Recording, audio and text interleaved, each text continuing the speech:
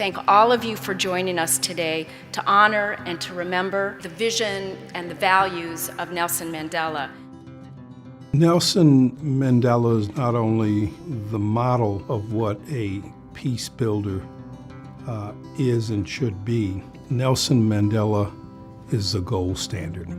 His wisdom, his sharp intellect, his wit, and just his incredible humanity.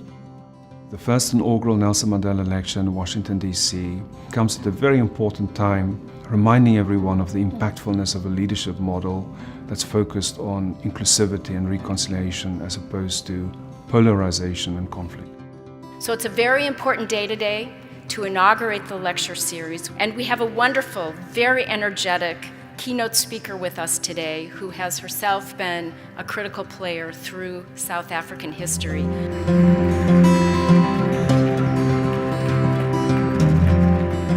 We come together today to honor one of the greatest leaders of our lifetime, Nelson Rolihlahla Mandela. To honor and to celebrate, to learn and to teach the values of this mensch that was given to the world 100 years ago.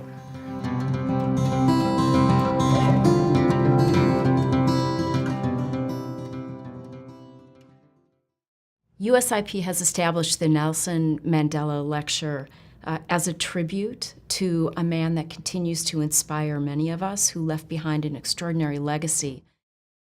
Nelson Mandela had so much insight into things that demonstrated his real ability to rise above the challenges and the emotion of the immediate situation which you find yourself in. He was incredibly inclusive. He understood the importance of inclusivity, and he was willing to cross bridges for South Africa to make sure that the foundations of South Africa's democracy were strong and firm.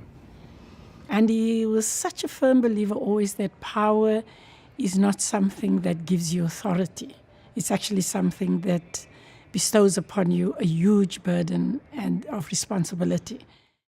Madiba was in fact the first to always acknowledge that he would never have been freed himself if the resistance movement had not become so strong when ordinary men and women were again prepared to live out those famous words of Nelson Mandela.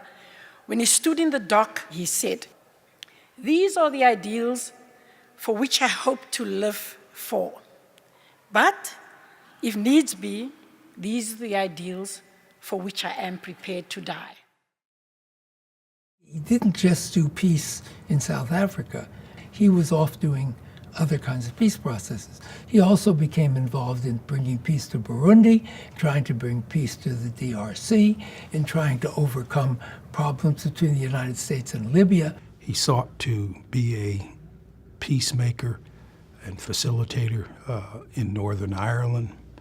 He spoke out and urged peace in the Middle East. He was a man who devoted his life to those causes.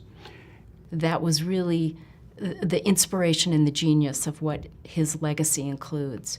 And these are the kinds of tools that USIP has both researched and written about and advised other countries as they seek similar challenges. I think that it is a great tribute and honor for the U.S. Institute of Peace to be able to initiate a Nelson Mandela lecture series here. This institute, in many, many ways, is based on the kinds of things that Nelson Mandela believed in. I hope that every year this lecture will seek to not only remember a great man for his great contributions. My hope is that it will seek to be an annual occasion to remind us of the power that we have to stand for justice, equality, and dignity for all in our world. I hope it will become an occasion to strengthen us all through tough times, and that it will enable us to celebrate our successes, big and small, in building a better world. I thank you.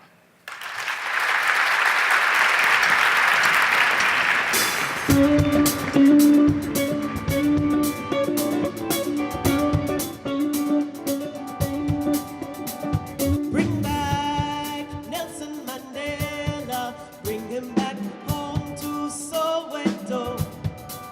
I want to see him walking down the streets of South Africa.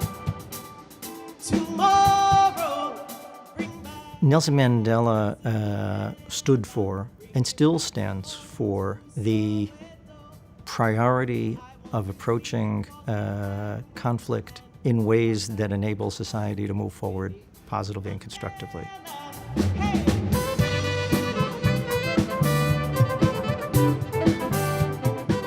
We don't assume that there are Nelson Mandelas all over the place. You just have to find them, because that isn't true. But it is true that you can give people tools that gives them more confidence and more readiness to commit themselves to a peaceful process of change.